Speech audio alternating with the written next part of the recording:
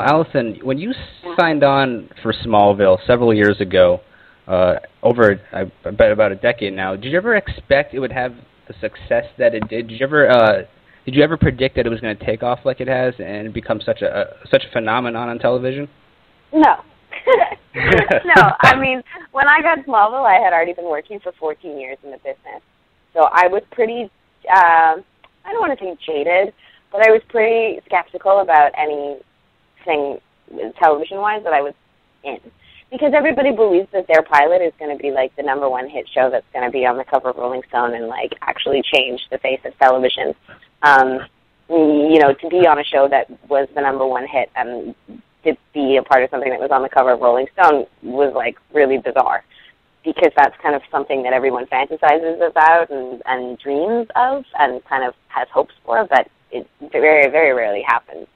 So when I got the pilot, yeah, we were a sold series, and Peter Roth, who's the president of Warner Brothers Television, was really excited about us, and David Nutter, who has sold every pilot that he's ever directed, was directing us, and we had all of this stuff behind us that seems like, yeah, great. But, like, I was just kind of like, yeah, great, another TV show. We'll see. You know, I'll do this for 6 months, and then I'll move on and do something else. I had no concept or thought that it would go for the amount of time that it has gone for and that it would be the success that it is. But, I mean, we're in the Guinness Book of World Records. Like, it's bizarre how long we lasted and to the extent of the success that we gleaned. I mean, it's bizarre. It's amazing, sure. But it's bizarre. Are you in there for, like, the longest-running, like, superhero-type show? Is that what it's? Yeah. Yeah, that's awesome. Congrats. Yeah, thank you. Yeah, it's crazy. A friend of mine just told me that the other day. I was like, oh, that's weird.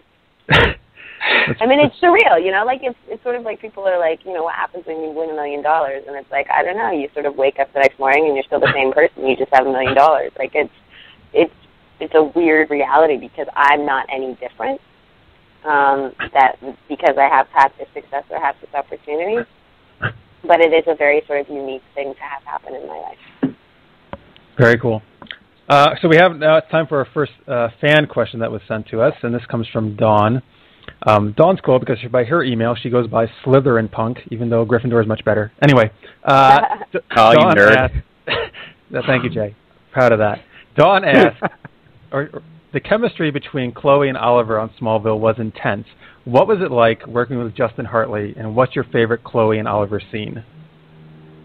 Justin's dreamy. He's like, he is. He's wonderful. He's like, Justin's he's an incredibly giving co-star, and he's it's very important to him that the people that he works with do well and feel comfortable. And so consequently, it's very easy to work with him and to make things look good. He's also kind of a perfectionist. So he always comes in incredibly well prepared with lots of awesome ideas, and he doesn't settle for anything that isn't great. So I worked in a similar way, and so I loved and valued working with him in that way. Aaron Ashmore was the same way, who played Jimmy Olsen. So I've been very fortunate to have two male counterparts on the show that were just like phenomenal. Not to mention Tom Welling, of course. Yeah, that guy. That guy. You know, my favorite. Chloe and Oliver scene. I think my favorite Chloe and we've had a couple. Oh, I just cursed. Sorry. Go for it. Sorry. Okay. There was two. There was one that was really fun that we did, which was the very first scene that we really had together, where we're sitting in a cafe outside, and it wasn't even written in, but Justin and I had made certain choices and decided to play it as though there was something going on between us, and then you actually. That was the defining scene where the writers in Los Angeles said, like, oh, we could make this a storyline. So I really like that scene. I think it's in Checkmate. I really like that scene. And then the other scene that I really liked was one where we are, it was actually recent, when we are in the trunk of a car, and we've been kidnapped, and we're sort of trying to figure out how we're going to get out together. And, like, there's something very, like, moonstruck and funny about the dynamic between the two of us, and it felt very much like a spin-off. Like, it was like, this is the Chloe and Oliver show, and this will be, this is the pilot for a new show about these two characters. Because I feel like the banter between us in that scene was really fun. So Sure. I think that's probably my two favorite things. But there were so many. Like, Justin was great to work with. There's also a scene that I directed that I did with him the first time they kissed that was really fun to shoot. And I think ended up really great, where he teaches me how to shoot a bow and arrow. Oh, that's very cool. That was very sexy. And Yeah. One finds it sexy, I'll tell you that. This is Jay again. We're gonna go right into another mailbag question because we got hundreds of questions in our emails. So we want to try to get to as many as possible. This one comes from Michael Allman, and he asks, Lex Luthor ties you and Erica up and tickles your feet with feathers for Superman's secret identity. Who caves first? Lois. I think I've proven myself time and time again. My That's character has, at least. She's like wicked strong. She's the strongest out of all of them, I think. Definitely. All right, that's why she's Watchtower. That is why.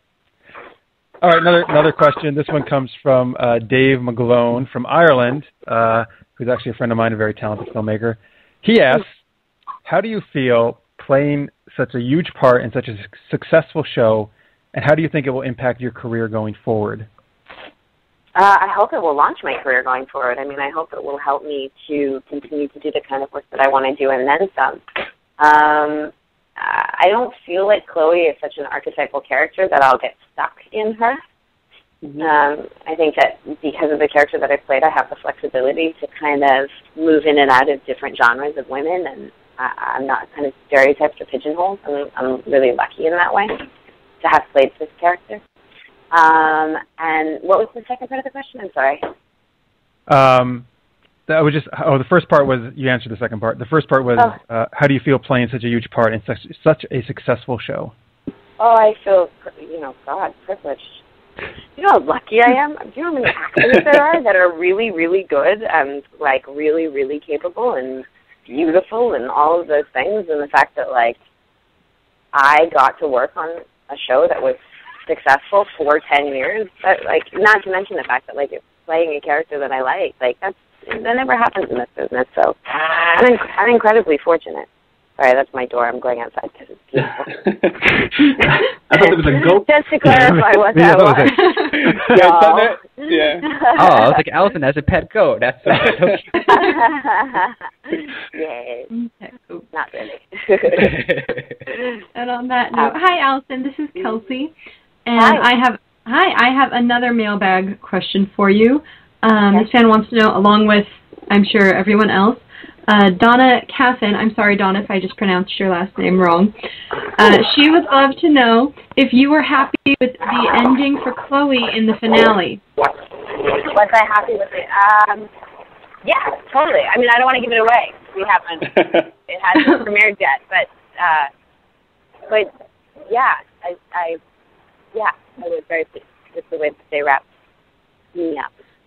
Spoil it for everybody right now. What happened? Nice little bow. Yeah, Still. no. I'm not going to do that. I don't like being that girl. The bean stiller. Yeah. So, as you mentioned actually earlier about you directed a couple of episodes of Smallville, and the first one I remember seeing that you directed was an episode called Power from season 8, where Lana gets superpowers, and I was really blown away by, as a filmmaker, by what an amazing job you did in that episode, and it's still one of my favorites. Is directing something you want to keep doing, and how do you think being an actor helps you as a director? I would love to continue to direct. I'm not interested necessarily in directing episodic television. It's a different type of approach to filmmaking that I have a lot of respect for, but is not as satisfying to me. I'd love to do, and I misspoke. Episodic television is an amazing medium that's run by the incredible team of directors and producers and writers that put it together, but there's very much a template. Every show that you watch has like a style or a version of how it's shot, and so there's not a lot of space to change that or kind of create your own collage of visuals or whatever if you are the director. because that's kind of done by the person that directs the pilot. And then it's expanded upon by every director that comes in after that, but it's not necessarily refreshed completely. So I am interested at this point, and I'm looking for a script for a feature film, because I would love to direct a feature film that really speaks to things that I think are important to me, and really work closely with my cinematographer and my production designer, and all of the different designer and department heads to build a world that is very reflective of the way that I see the world, because I just think that would be an incredible experience. As far as how has being an actor helped directing, I think it's the most important thing a director can do, because I think that a director, yes, on one side, you must be technically inclined, and you must understand composition and your options as far as what you can do with the camera technically in order to support the emotion that you're trying to get across. But ultimately, I think the most important thing for the director to be able to do is understand what moves people and what doesn't. And so the better you understand storytelling from an emotional perspective, the better director you'll be. And you surround yourself with amazing department heads that are incredible at what they do. So you have like a kick-ass DP, and you have an amazing best boy, and an amazing key grip, and an awesome camera operator. You hire all of the best technical people to do what it is that they do best, and then you lead the emotional direction of the shoot. And I think that in my opinion, that's the way that I like to work, and I think that actually provides a very dynamic and emotionally exciting project in the end.